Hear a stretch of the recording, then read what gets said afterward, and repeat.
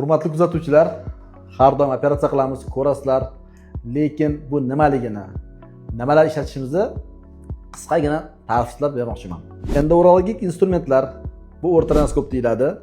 Ya'ni tabiiy CD orqali kirib turib, buyrakdan toshlarni olib chiqish uchun. Ya'ni buyrakda tosh bo'lsa, pastdan kirib turib, buyrakkacha yetib borib, buyrakdagi toshlar maydalab, shu yerdan olib chiqish uchun ishlatiladi. O'rtara renoskop. Buni ichidan o'tadigan maxsus zajim bor. Shu orqali mana kirib ishlatamiz. Ya'ni bemor narkozda tabiiy yo'llar orqali instrument CD nay orqali kirib boriladi. 30-35 sm.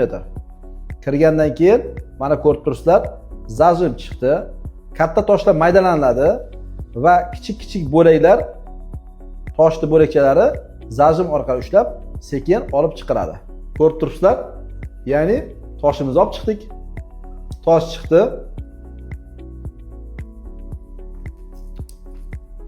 Bu nima degani? Hozir kesish yo'q. Hamma operatsiyalar, zamonaviy operatsiyalar tabiiy yo'llar orqali, kesmasdan olib tashlash orqali ishlatilyapti. Sog' bo'la, salomat bo'la. Kesmasdan bu yangilik.